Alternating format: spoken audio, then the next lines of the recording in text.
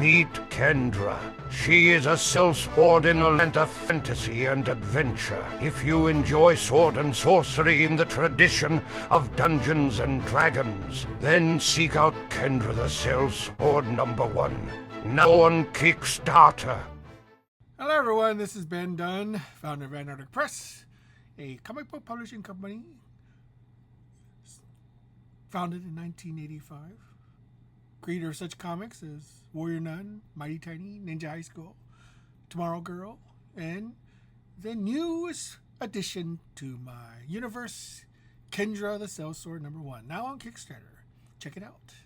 If you like action adventure in Dungeons and Dragons, then you'll love this comic.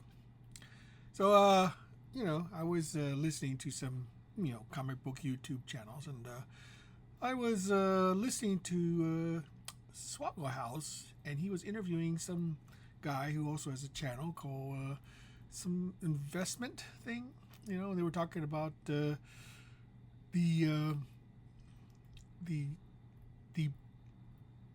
business of auction houses and prices of comics. So it got me thinking, who determines prices of comics? I mean, think about it. Who are buying and paying these outrageous amounts of money for comic books? I mean, if you think about it, back in the day, back in my day, when the comic Overstreet Price Guide was coming out, before the advent of the internet and eBay and other sources, I kind of wondered how they determine prices of comics. I think I remember reading in the Overstreet that they usually asked a bunch of comic book collectors, comic book retailers, what the comics were selling, and they sort of did an average, I suppose, and they figured out what a comic book was worth. But if you think about it, I think a lot of comic prices are just made up. I mean, this is my theory. I mean, yes, supply and demand. Not sure that plays a lot into it.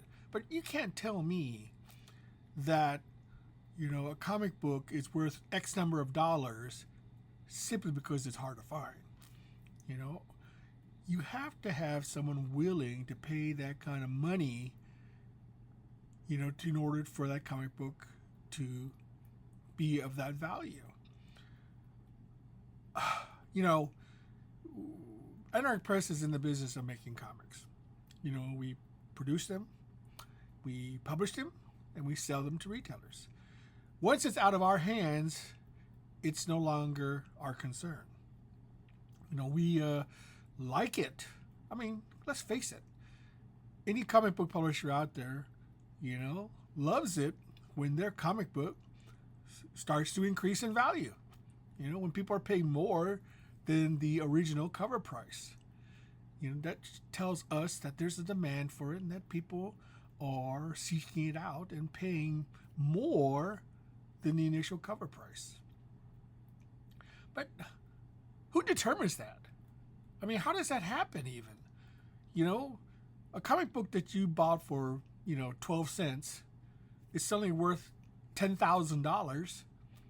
How in the world did that get from 12 cents to $10,000? Is it really simply a matter of supply and demand, or is there some shadiness going on there? I'm not saying that there is, but it seems awfully strange is how,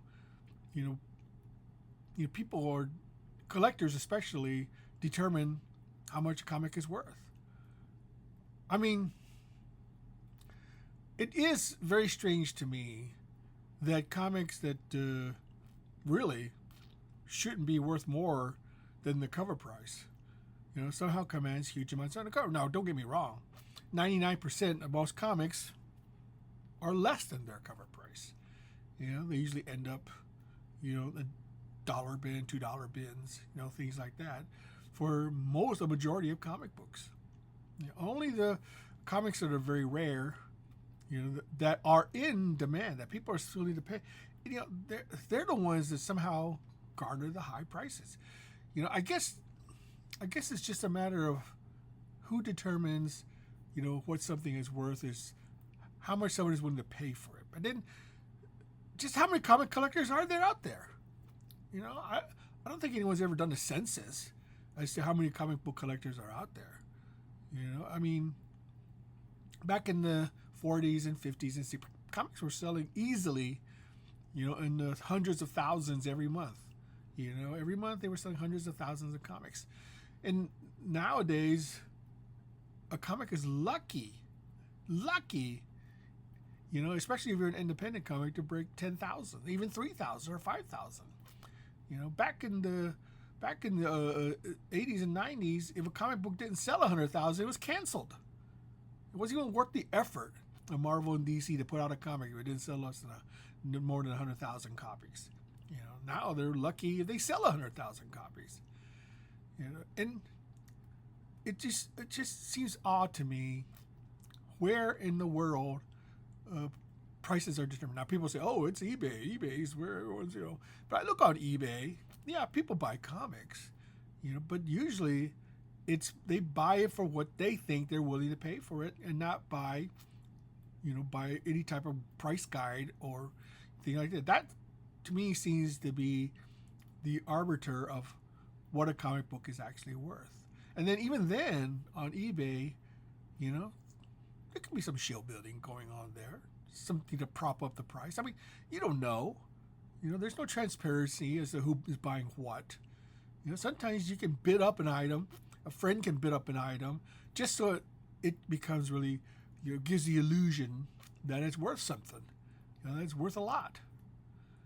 Yeah, I've come to the point where in my collecting that I really refuse to buy any comic worth more than its cover price or $1. You know, and quite frankly, you know, there's more than enough comics that I haven't read that I can buy for $1. You know, if something looks interesting or something else, then that's fine. You know, I just don't feel like I need to buy a comic book pay more than $1 if it's used. You know, it just makes no sense to me. You know, I mean, yeah, I'm not going to pass up a bargain if I see it. If I see a Amazing Fantasy 15 at a garage sale for $100, I'm not going to pass that up. No, I'd be foolish to, you know, because I would like to have an Amazing Fantasy 15, and if I see one for $100, I'm grabbing it. You know, but you know, the thing about it is that for the most part, comics are really kind of worthless. What are they? They're just pieces of paper stapled together. You know, what people are buying is not the paper. They're buying the contents that's inside of it. And the contents are not worth the money, then people are not going to buy it. It's not going to be worth anything. So it's really, you know, not the physical aspect of it, but what's on the paper. You know, what gives comic value, you know, is determined by an individual's willingness to pay, you know, to own it. You know, I mean, I've owned a lot of comics, you know, and I've sold a lot of comics. The thing about it is that I don't have any real emotional attachment to comics anymore. As far as a collector, I like reading them. You know, that's why I don't buy slab books. I'll slab my books because I'm ready when I'm ready to sell them. You know, I want to get the most I can out of it. But even then, I kind of wonder whether people are becoming sort of sick of the whole idea of slabbing comics. Because honestly, comics were meant to be read. And if you're not reading them, then what's the point? What's the point of comics? If you're looking at it as just a commodity or investment, fine. You know, do that. But, you know, trying to find a buyer, you know, I think it's going to get harder and harder as time goes on. If you really want to grow comics as an industry, you've got to get more readers. Simple as that. You've got to get more readers. That's really what it comes down to. The collectability of comics, you know, it makes for good headlines. It makes for good clickbait. You know, it makes people think, oh my God, comics are worth a lot of money. But in reality, no, they're not. They're pieces of paper with stuff printed on them.